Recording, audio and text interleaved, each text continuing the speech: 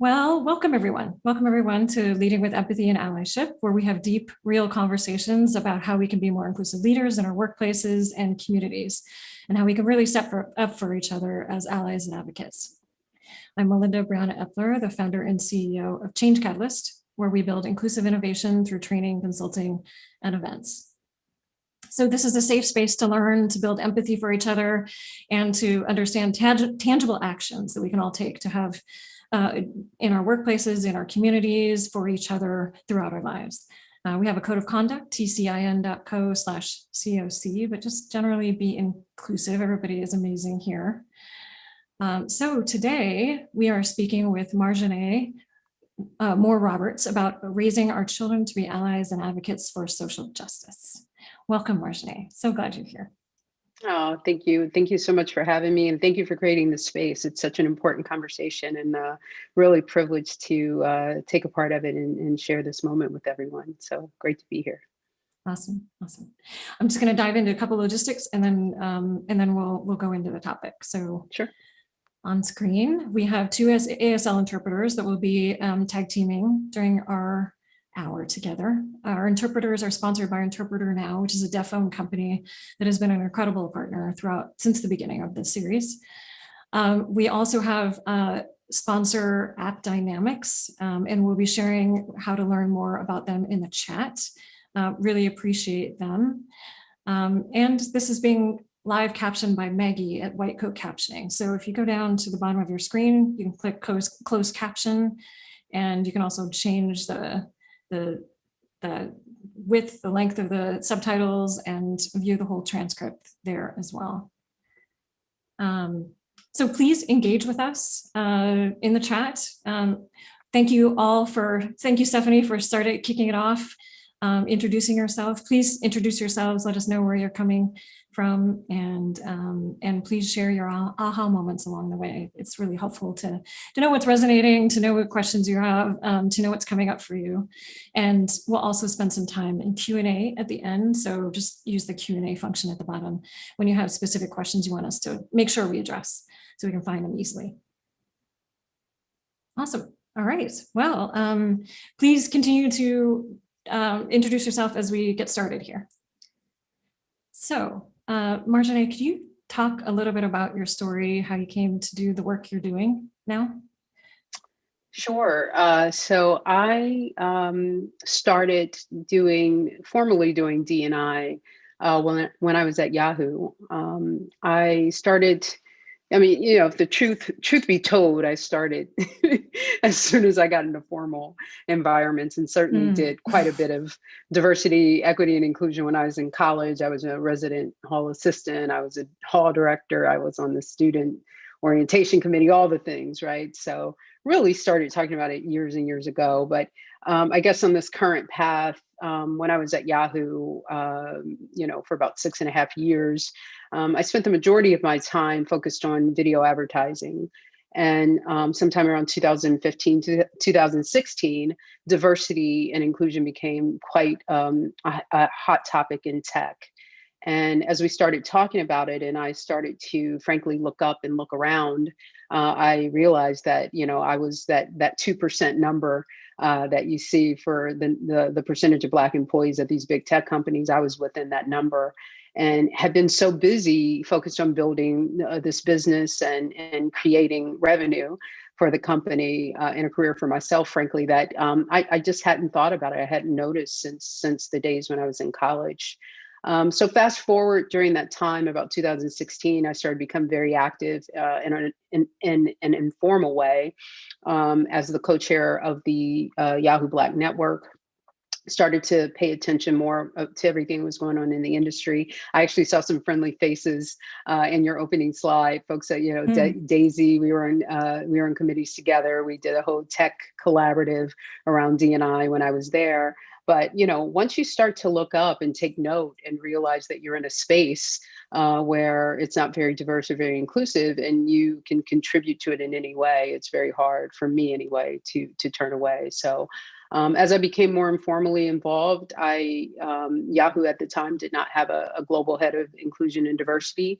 But as I started to have those conversations with senior leadership, I eventually parlayed into a role as the first global head of diversity and inclusion for Yahoo.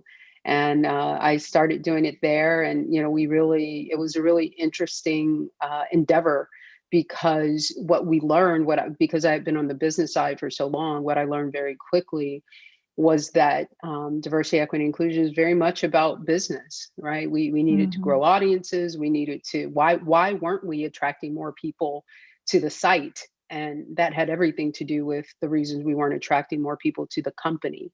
And so the connection between who we hired, whether or not we had the right perspectives in the room to grow our business in the way that we needed to, in the way that we wanted to, it was very clear to me that had everything to do with how we were thinking about managing and activating against diversity, equity, and inclusion.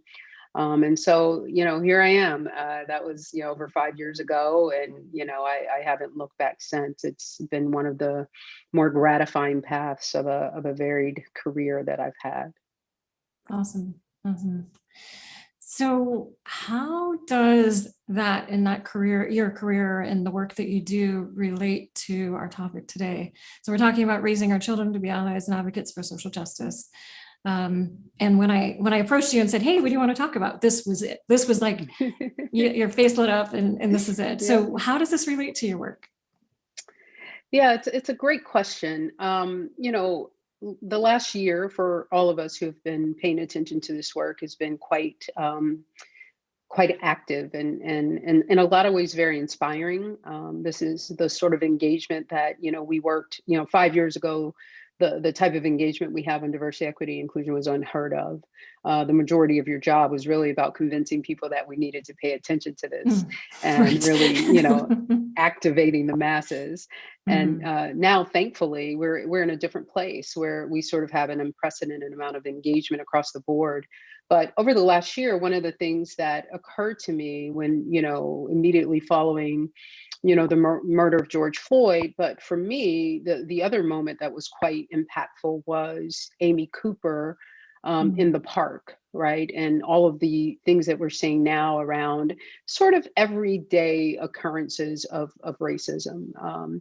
If you think about, someone who's bird watching and, having a woman, an executive, right, use whiteness as a weapon to change a behavior, right? To, really at that time, given the murder of George Floyd, the murder of Ahmaud Arbery, that, was almost equivalent to what could have been a death threat to that bird watcher. Because, what we know and what we continue to see is that when Black men, the police are called on Black men, it can sometimes, and too often we know, turn into something that can be a matter of life or death. So that was a culminating moment for me as I was doing this work. And, one of the things that occurred to me was like, how did she get there? Like, how did this become a moment where she understood very clearly and that she could use her whiteness, not the color of her skin, right? But the institution of whiteness, the idea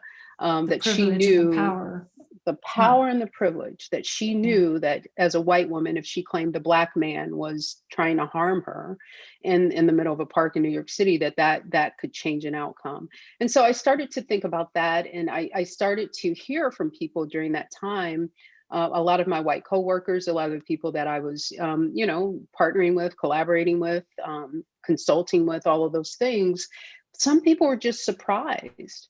White people, what I would say is that Black people, while many of these events were shocking, they weren't surprising. And it seemed like for white people, they were both shocking and surprising for people who have not purposed to understand and be involved in this work in a very deep way. And so one of the things that struck me is how do you get from there? How do you get from here to there?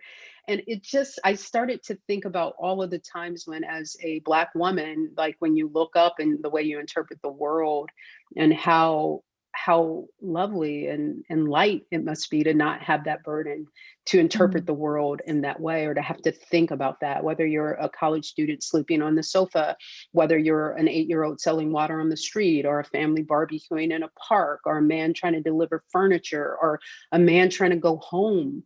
Like, just the lightness of that really struck me. And I guess the other part of that story not necessarily Amy Cooper, but when I thought about some of the people who were, sort of engaging in this behavior and an act of, this is an act of harm, right? It's not that, what Amy Cooper and some other people have done is not that it's not as big as a police officer, gunning down or murdering a man, that, in an outsized way, but perhaps it's, this everyday harm might be more harmful. It might be more insidious because it's happening on a more regular basis. And it honestly has the same impact. It could have the same impact of death. But so coming out of that, I couldn't get my head around a lot of the work that we do in corporate diversity is unlearning, unteaching, really helping people explore, like, when did this happen? And going from that shock into just a reality check. Like, this is the way that, that as a Black person, you experience the world. And it's great that you've never had to do that. And I just started thinking, how do we get in front of this issue? When George Floyd died, there were so many videos, you all have seen them, where Black parents are teaching their kids what to do if you're ever stopped by the police, how to engage with authority, how you must sort of alter your behavior and your sense of who you are and your sense of agency, depending on the space that you're in, depending on who's asking you a question. And there's a tragedy in that is life-changing and perspective altering. And I thought, why wouldn't we flip that model on its head? Why are we teaching our Black children about survival and we're not teaching white children about ways that they can disrupt, right? How they can disrupt race-based harm. And as I thought about it, my brain, because anybody who does this work is sort of an eternal optimist, right? And so I just could not get away from the thought that if we could get in front of a generation and start talking about educating white children in particular on how to disrupt race-based harm, how to understand the systems of racism, right? Not the big stuff that happens when the police are killing men, which is awful and a whole different level of thing, but what's happening every day, right? As you engage with the world, if we could get in front of a generation, could we change the 400-year-old trajectory of racism, right? Could we somehow alter the outcomes that all of us have been trying to alter for, our lifetimes for sure, but how do we get in front of it so that indoctrination of white supremacy, and by white supremacy, I'm not talking about individual acts of, I don't know if I have to explain this for your audience, but individual acts of meanness, right? We're talking about the system of events that consistently advantage white people and disadvantage anyone who's not white. How do we get in front of that? And part of it is really starting with our children, to help them understand that the world treats people differently based on what they've been assigned in terms of a race. And that's how the idea was born. And, I'd seen one too many of these videos where a 6, 7, 8-year-old is being taught, what to say, what not to say, how to hold up their hands, and, how to not make any sudden moves, and video of safety officers at school overreacting to Black children. And the other thing that I'll say about it is what we've learned and observed in doing some research here is that as early as 5, 6 years old, children have the ability to understand, to recognize race as an advantage, and to start to play a role as a white child, the role that they see. No parent ever pulls their kid aside and teaches them, very few, put it like that, will pull their kid aside and teach their kids, be mean or go be racist. That doesn't happen. Yet there is this indoctrination that consistently happens because of the way the world is set up. And so how do we get in front of that? And, what we saw is that you have kids who can say, the one example is the kids who are drawing a self-portrait, and there's a little Black girl drawing herself as a princess. And then there's her white classmate who says, you can't be a princess because princesses are white. And that kid, again, nobody pulled him aside. It's just what he's picked up in the world, right? Or a kid who says, you can't have a white rabbit because you're Black. You need to have a Black rabbit. The white rabbits are for me. And so all of those things really, that's the beginning of a moment, right? That could lead It to, is, yeah. an Amy Cooper in the park, Mhm. someone saying you can't have that because you're not this. That gets indoctrinated into who we are very, very early. And by the time you're in a corporate America, you're in an environment where you're dealing with someone like me as a chief diversity officer. Now we're really focused on how do we undo that, and it's just felt too late to me Yeah. in some respects. So that's how we got there.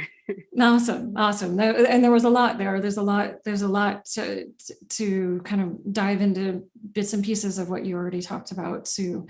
I mean, so kids learn, and I've seen the same research, and also research that shows that kids start to stereotype and start to reinforce that at a very early, these things that they hear either from us, from parents. They also hear it from their wider family. They learn it from books, from stories they hear, from the popular culture, and so on. It's just intergenerational Absolutely.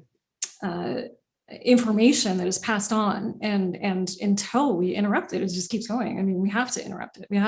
And I think I love that we're all trying to interrupt adults, and really it does start so early that we have this opportunity to interrupt it early on. And you talked about the talk that Black parents and caregivers have to give, and we've talked a little bit about that in different episodes here as well. That and it's not just one talk. We say the talk, but it's really a lifetime of talks, right? Of teaching Black kids. I think parents of Indigenous and Latinx children also have to have similar talks as well, about what to do, what not to do, how to act, so that they can protect themselves as much as possible. And it just, I love the idea of, and I think it's really important to also have a different talk with white kids. So let's maybe dive a little bit more into that, and what kinds of things kids can do to interrupt. I mean, I guess maybe start there, and then we can talk about the details of having that talk. And I would also love if anybody who's listening would share in the chat if you've had the talk, if this kind of a talk, this different kind of talk. I'd love to hear what you're talking about as well. So share in the chat as well. Yeah, it's the other talk, right? It's the other non-talk and the other talk. Yeah, the proactive talk. Yeah, and I think like when we, almost every Black child my age, right? If you grew up in America, the talk came out of something that happened, right? And so many people have this story, when I was in school, not getting invited to the birthday party and saying, why am I not invited? And, a classmate saying, you can't come because I'm not allowed to have Black people in my house, or getting literally chased home from school, called the N-word, and not understanding. When Black children are young, these are things that we don't grow up doubting our value. We're not born to not think that we're as valuable and just like everyone else. That's something that gets indoctrinated into Black children as well, right? So the same way, this sense of the world consistently reinforcing the idea that a white child is okay and valid by everything around them, right? Again, what you see on TV, who's in charge, who makes the rules, who enforces the rules.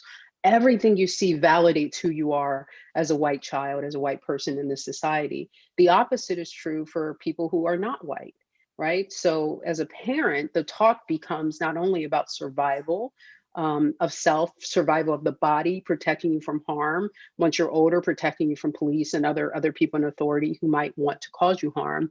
But it also becomes about protecting your identity, your sense of self, your sense of value.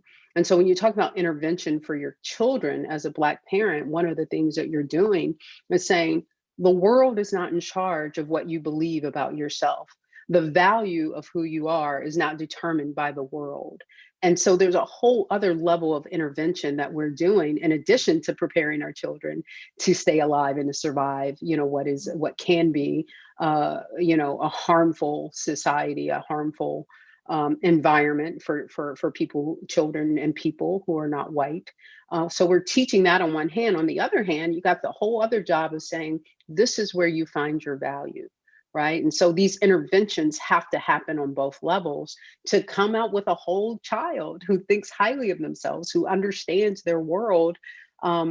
Is the world is still available to them. You do not need to view yourself through the lens that, society might.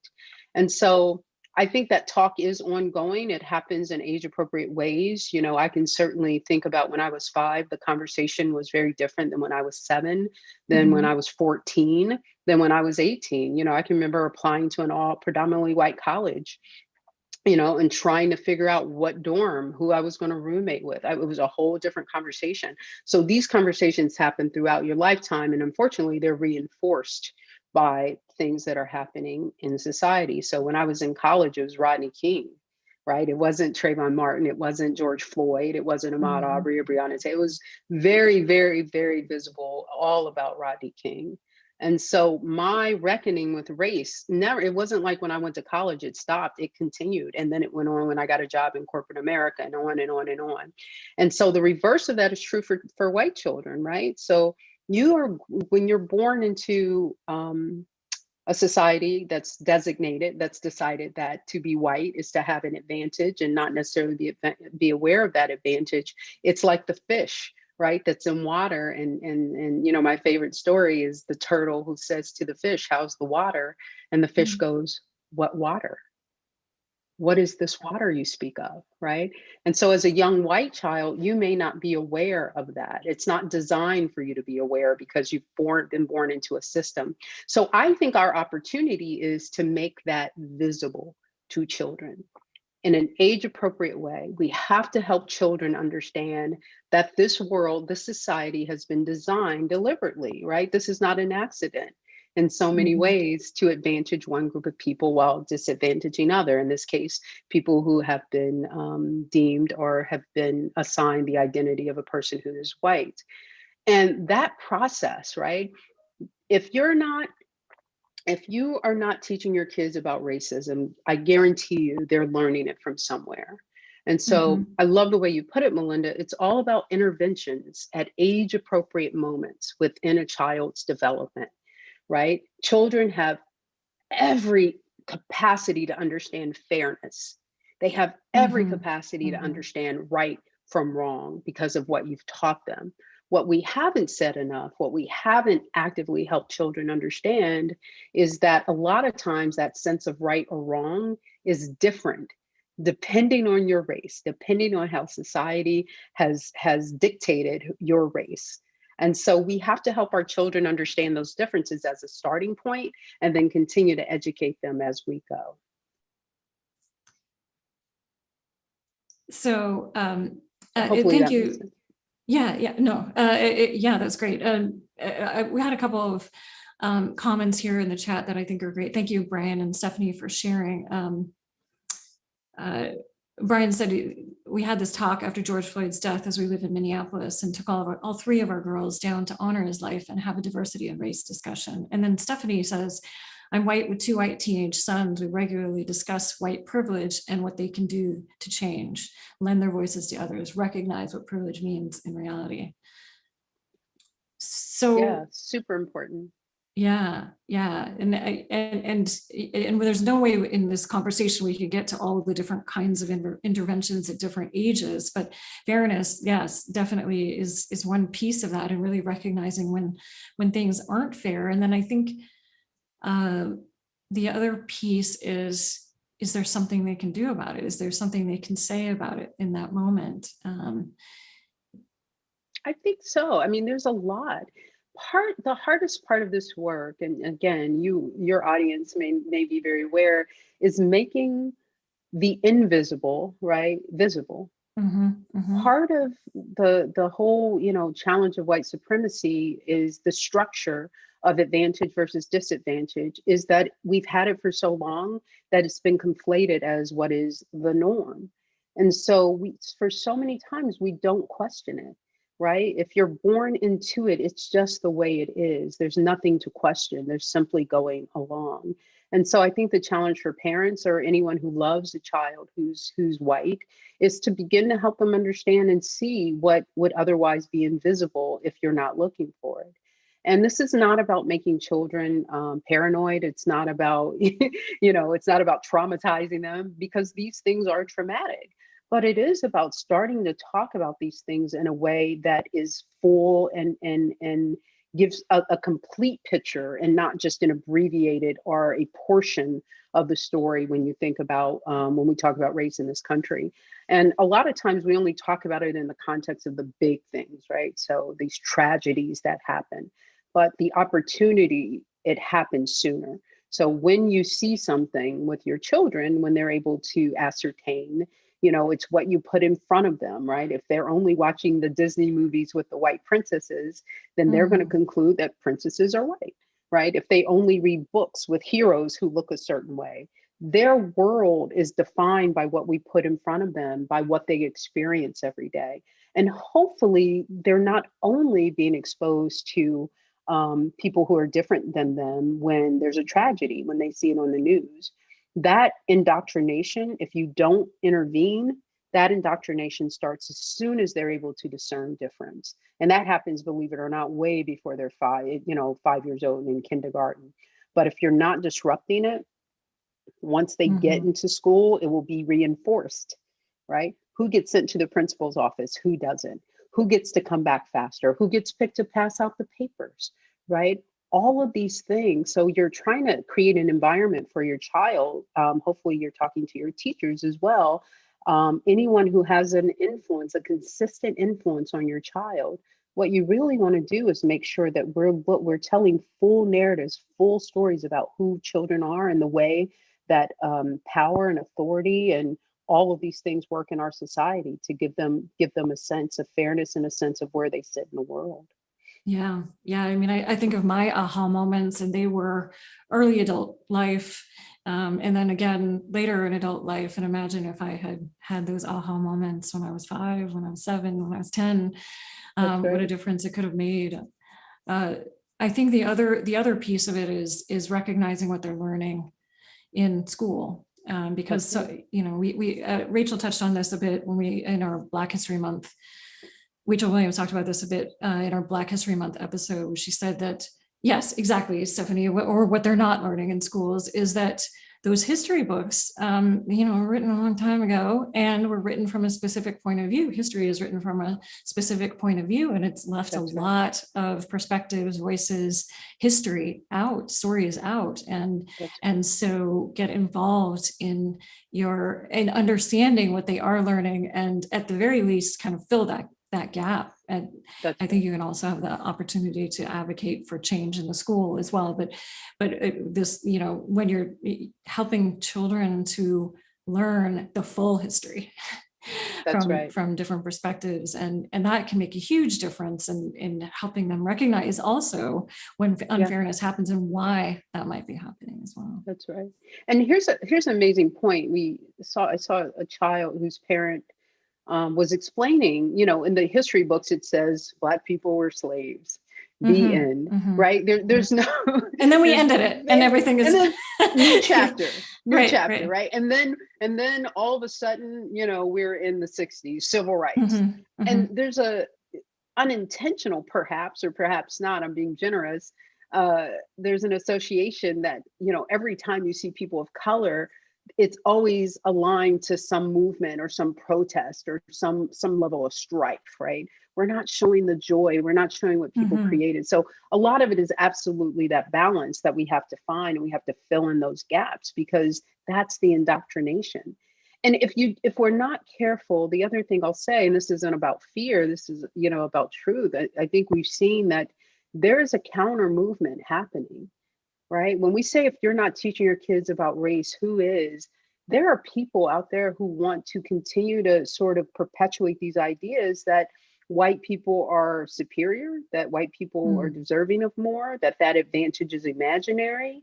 that Black people are overly sensitive. So those conversations that are happening in real time, as events happen, unfold, on TV, things, current events or little things, right? The little things that you see, those are your moments as a parent to really intervene and try and help people understand, like, why questioning, like a teenager. I had a moment, a parent who said that her daughter came home and was complaining about the school bus driver. And she sort of said, well, that happened. I can't understand what she says. She doesn't speak clear English. And the mom was like, hold horse. That's not going to be your excuse. You need to slow down, stop, and make sure you understand. Like, that's your responsibility. This had to do with you. And so as you get up in age, I mean, that's how this thing starts to crystallize. So you're looking for, I think, real time, everyday situations to help your children understand how they're processing any level of difference, but particularly in our society, differences around race. I want to jump to questions soon. So if anybody has questions for us, please put them in the Q&A, and we will make sure to get to some good questions. I know you all have questions, so don't be shy.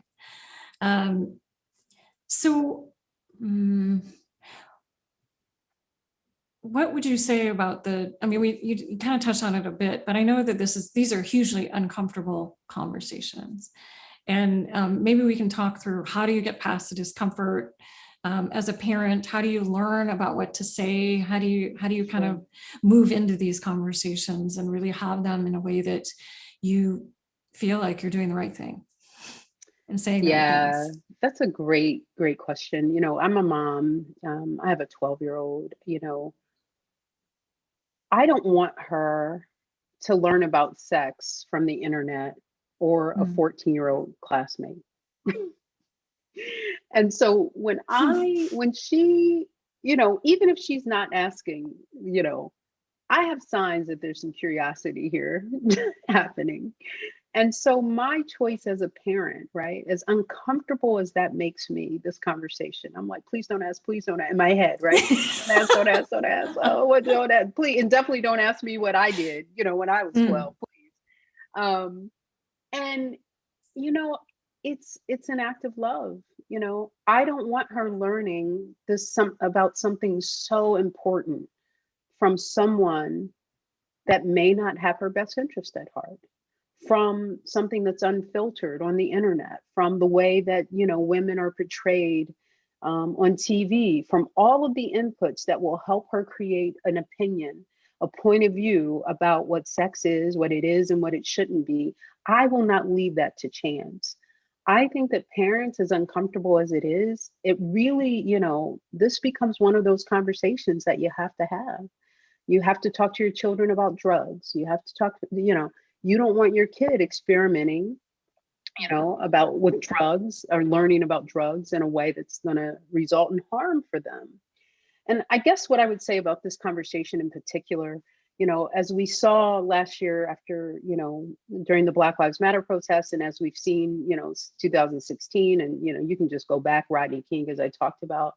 But what was different this last year is that this coalition of people came together, right? And there were just so many people from all different walks of life across the world, right? This movement is an interesting thing. The pandemic was moving from east to west, and then sort of the Black Lives Matter movement was moving, from west to east. You saw this in London, you saw it in, France and Germany, and then eventually it made it all the way to Hong Kong.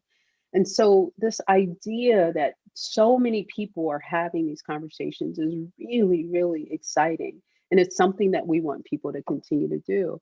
And so working through the discomfort of this becomes the opportunity. We have not figured out how to stop racism in hundreds of years. We haven't. Are born into it, all of us. But again, as a parent, if you're thinking about, this is so frustrating to continue to see Black people dying in this particular issue. It's sad when anyone dies in a tragic way, but we're talking about race right now. But if you in your mind are thinking, what can I do? I just saw the frustration of people being like, I want to do something, I don't know what to do. If we think you can change the trajectory of racism just by having a conversation, Let that be your motivation. Create a new reality around race. How? Have a conversation with your kid about racism. Have it early, have it often. Pick a topic. If you need help, there's so many resources out there about this, but just start in the simplest way. Your 5-year-old is not necessarily gonna be ready to take on police brutality, right? But the 5-year-old might be able to say, well, that's unfair, that's mean, you know. When I saw that kid, the parent trying to explain, right, why Black people were slaves, the parent was struggling, right? You're not going to have all the answers, but the reaction from the kid was like, what? Like, what are you even talking? How can that be? You know, this is a 7-year-old kid who already understands how absurd it would be, right? And in that moment of a kid understanding how crazy it is that we are treating people differently based on, you know, how they identify in terms of race, that moment of disbelief for that child becomes a fork in the road for any parent who wants to say, I have an opportunity here. This kid gets it already. What I tell them next will determine how this belief gets solidified in their brain and what they do next. Because think about it, that kid's going to be a leader someday. That kid is going to influence, who knows, could influence policy. At a minimum, they can influence what happens to their fellow citizen. They can influence what happens to their classmate. So if you need motivation to have this conversation, do it for your kid, right? The same way you'd have a conversation about sex or drugs or some other topic that's uncomfortable, but you know you have to have. But also do it because perhaps this is the way we change the trajectory. This is the way we create a new reality around race. All of us want that. And if it takes a conversation, you don't have to write a check. It takes educating yourself, and it takes having a conversation with your kid about it and just trying to help them be more aware. Kids can be purveyors of race-based harm, or they can be disruptors of race-based harm. Help them become a disruptor. Awesome. Awesome. I have a couple more things that I want to tack on to that, but then I want to get to the great questions that we have from the audience. One is that, curiosity and also self-reflection and kind of self-awareness, I think, are also a piece of all of this, and that what is involved in both curiosity and self-awareness is valuing difference and really going deeper into, hey, that person is different. I want to know more about them and really understand, oh, that person is being treated differently. What's behind that? And that curiosity, I think, is so essential to this disruption, this interruption, that you're talking about. For sure. And one of the, just the core lesson, and I learned this from my daughter and her friends, just overhearing them talk about it, right? So they don't process difference as deficiency. Children do not process difference as deficiency. And none of us should, right? None of us should, but think about the indoctrination of that. How did we arrive at that conclusion? That if you are different, if you're not white specifically, somehow you're deficient. That is a lifetime of lessons, a lifetime of reinforcement. And I'll go a little political. When I was in college, I remember taking a creative writing class. I went to a liberal arts college in the Midwest. So guilty, right? But I remember so vividly, one of my classmates wrote a poem, and the poem was called, Did the Nazis Have Mothers? And it was all about, were the Nazis ever children? And I just remember, this is 20 plus years ago. This is an amazing thing to take a moment to think about, right? And even in those extreme, right? This is poetry, right? She's being creative writing. So obviously there's a moment to think about that. And it's not sensational. It's actually probably a legit question. But even if we don't go all the way back there, even if we don't, pick that sensational of a moment of a question, even if you think about someone who's questioning in the Yale dorm room, why is this Black woman sleeping in the common area? Does she even belong here? How do you get there, right? It's a series of normalization over and over and over again. Yale is the best. White people go to Yale. If you're Black, do you belong in this space? Why are you questioning that? And there's this whole moment of trying to get to this point where we're normalizing things. What have we normalized? We've conflated and normalized whiteness as the norm.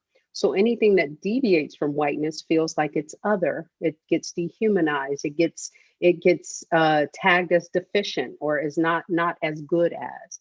And so part of what we do, and we have to be careful, and if the only time we're talking and thinking about people who are not white is during times of protest, even if you're in favor of the protest, if the only times we're having those conversations are, in defense of versus in celebration of, right? Then that is going to get solidified in the brain of a child, right? You're going to tie police and Black people instead of tying it to Black princesses, right? Instead of tying it to Black superheroes, instead of tying it to Black teachers. All the things that are normal about life, seeing it through the lens of just because it's different does not mean it's deficient. And starting to, really in moments of, I also have to be careful about, the exceptionalism of it, right? So the Barack Obama-ness of it, right? So we had a Black, no, this is everyday life. Like, how are we structuring our lives? What are we giving our children access to and exposure to that really just shows, there really is, these are just people going to work every day.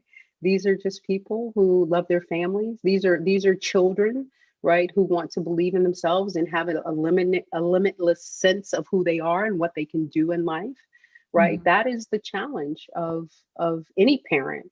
And for a Black parent, that job becomes double time. So, if you're trying to help your child, if you're the parent or you're somebody who loves a white child, you're trying to help them understand that.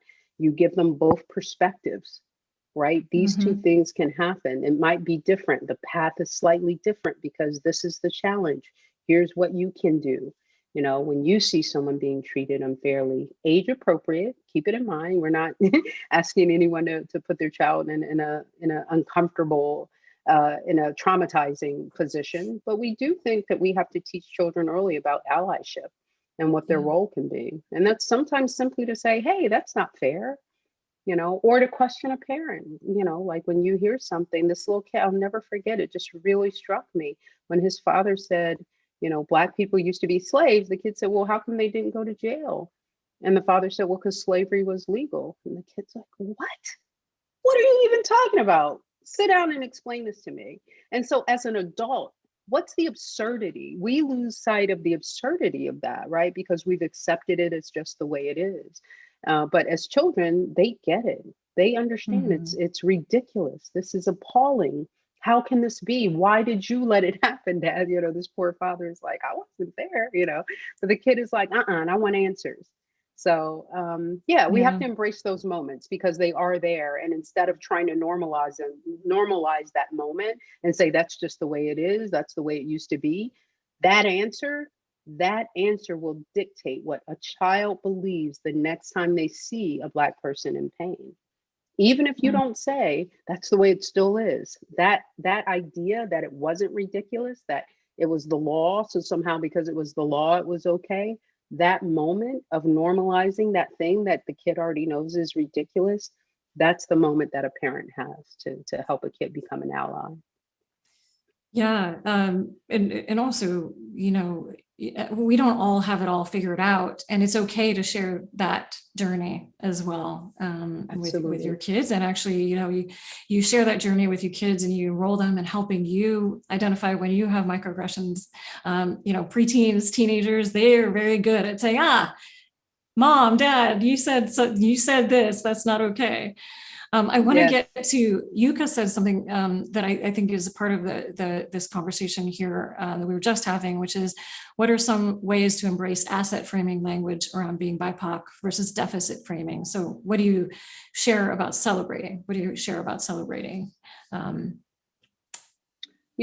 really is about not waiting. It's about not waiting for the bad opportunities. It's about looking for the opportunities around Juneteenth, right? It's about look at Amanda Gorman, right? It's about how do you how do you create scenarios in everyday life, in your everyday environment? Obviously, it's very difficult during COVID, but it's not about this exceptional thing that, see here you go, here's a positive, well-meaning BIPOC person.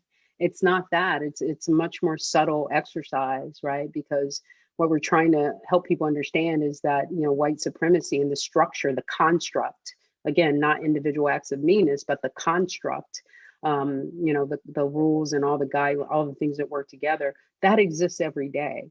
And so you can't disrupt it once and expect a child to hold on to that.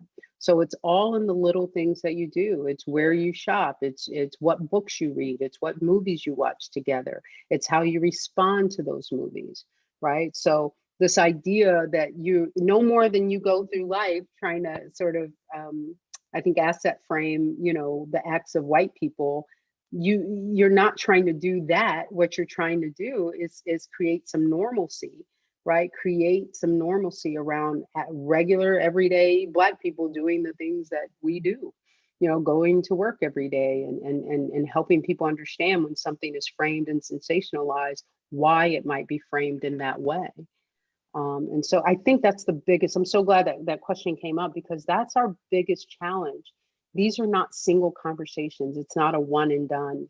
And it really is about taking the opportunity in an age appropriate ways to help people make sense of the world and to make sense of things that happen and why they happen in the history, right? If we look at Senate, right, the rules are made by a certain group of people.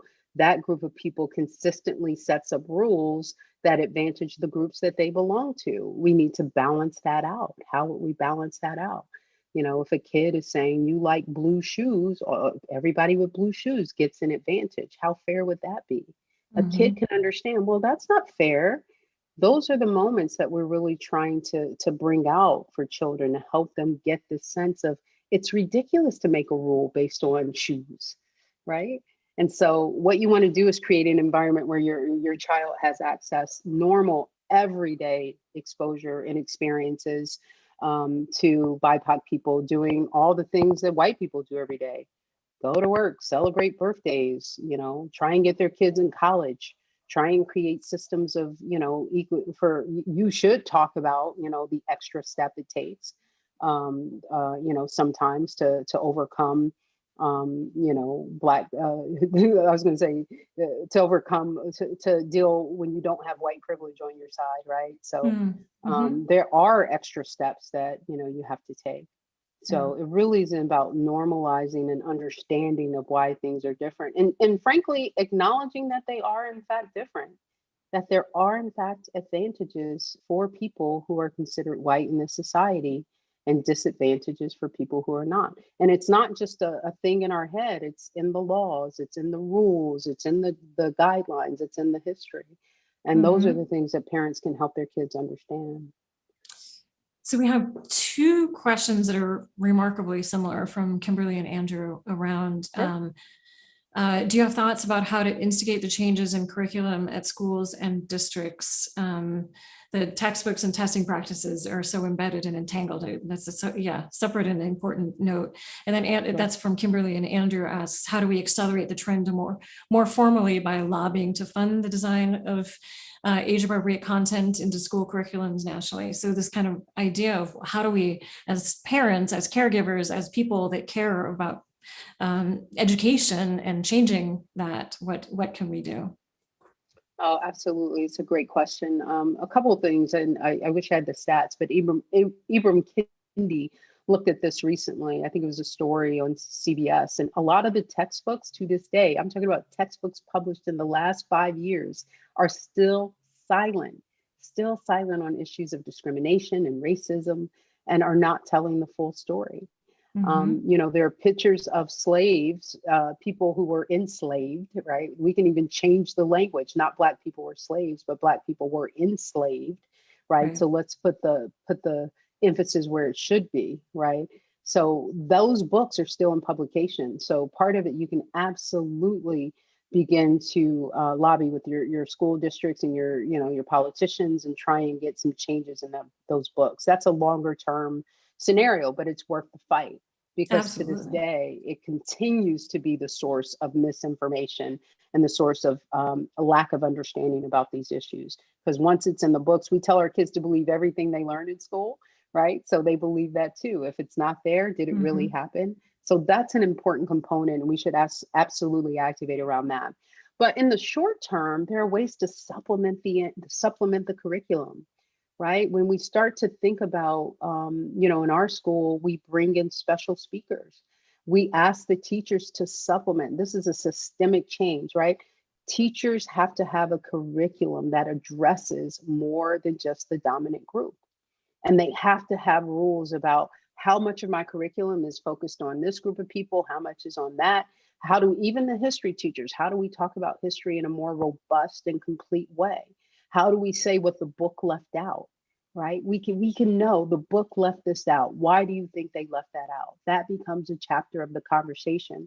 So the short answers there is absolutely be aware, take a look at these textbooks and what people are reading, but at the same time, and try and get it changed, but at the same time, also lobby for supplemental content, supplemental instruction that tell the full story. And if your school isn't doing it, I mean, listen, I have to say this, they may or may not get it at school. Find other ways for your children to get educated about issues around allyship, racial justice, and really the full story of history. There's so much content out there right now. You just need to find it and engage with it. It's that important. Yeah, I just thinking about some possibilities, power numbers, obviously, when you're doing this. So parent teachers associations, if you can get groups of parents together to lobby, and teachers as well. I think there are probably quite a few teachers out there that would like to have better textbooks. And so that would be one. And then also, often school libraries take donations. So you can donate books, different that have different perspectives, that have that show our full history, that show different stories, and I think there's an opportunity there as well to make donations and really make that more robust. For sure. And the other thing I'd say as parents, like I just saw in the chat, someone said they didn't, weren't aware of Juneteenth until last year, right? This is a great example because, you almost are at a point where you have to question everything that you thought you understood about history. One of my favorite podcasts on this topic, even before last year, I listened to it maybe 3 years ago, was Seeing White. It's seen on radio. It's a producer out of North Carolina. It's called Seeing, SEEING, White. And he just talks about, it's a very well produced series about, we think about 40 acres and a mule. We think about affirmative action as it's tied to Black people. There was an affirmative action for white people that we never hear about, right? As indentured servants coming out of indentured servitude, you were granted like 50 acres, 10 bushels of corn or hay, and you got to start your life. That was not revoked, right? Reparations for Black people was revoked. And so part of understanding, wait a minute, white people had affirmative, I'm a Black one, I didn't know this, right? So part of it is, it just makes you question everything. And as you educate your children, as we begin to educate our children, there's a clear distinction about what's in the history books and what reality is. So we have to make it our business to not let our children be misinformed. If they were being misinformed about some other element of their education, science, if your school was still teaching that the earth was flat, you would be in an uproar. That's ridiculous, right? Fire that school system. We have to start to get to the point where we think about issues around racism and particularly structural inequity in the same way. We cannot, no longer as a parent, you can't just stand for it. You can't accept it as that's the way it is, because that language normalizes this sense that what has happened in this country is okay and right. And as long as you're white, you can just go along and be good, right? If we want our children to be allies, they need the full story, because once they get the story, they understand, man, this is not right. And what can I do, Mom? Help me figure out what to do, Dad.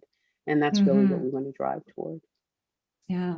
And one last thought to add on to that, and I know there are teachers that are tuning in as well, is I will just share that in my was very lucky and grew up in a diverse neighborhood and went to a school that was majority minority and had textbooks that were terrible. And my teachers supplemented those textbooks with other resources. And so as teachers, you can do the same thing that we're talking about parents doing as well, is how are you bringing in other stories, other perspectives through literature, through film, through other means of storytelling. Other history books are out there.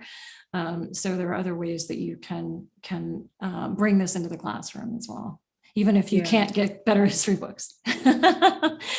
Absolutely. Absolutely. So we are out of time. We could keep talking for a long time, and there's a lot of great resources that were shared. Margenett shared some resources, and there were also some resources in the chat. We'll make sure to include that in our on our website at changecatalyst.co/allyship series when the podcast comes out next week. So stay tuned for that. And Margenett, how can people learn more about you and your work? Where can they go? Yeah, listen, I wish I had a website. What I do every day is this is a labor of love. This happens to be my profession. I'm driving this work across an agency of a division within IPG, over 7,000 people. We're elevating this discussion for IPG DXTRA and IPG overall, because we believe we are uniquely positioned, right, to help change the world. We have all the tools of the trade, tools that help us change and influence hearts, minds, and behaviors when it comes to diversity, equity, and inclusion. We're challenging ourselves to do that in different ways. And so one of the things we're focused on is how we can enable and equip parents to do this with children, how we can help parents turn their children and educate their children into being allies for this topic. Really do believe we can change the world. We can create a new reality around race if we start with the right generation and solve for the right problems. Excellent. Excellent. So my question to you all is, what action will you take coming out of this? What action will you take to change the world, to make a difference? Join us each week, and please share this with your colleagues. Let them know this is happening. There's a lot of folks that could probably use the wisdom in these episodes. So as the podcast comes out next week, if you know any parents or caregivers that would find this useful, please share it with them. And also a big ask for you all is find our episode on your favorite podcast platform or YouTube and like it and subscribe to it so that we grow our audience here. Special thanks to App Dynamics and Interpreter Now, our sponsors. And Sally is going to share in the chat where you can learn more about App Dynamics and career opportunities. And thanks everyone. Thanks everyone for tuning in, and we'll see you next week. Thanks, Margenett. My pleasure. Thank you, Melinda. Take care. Bye, guys. Okay, bye.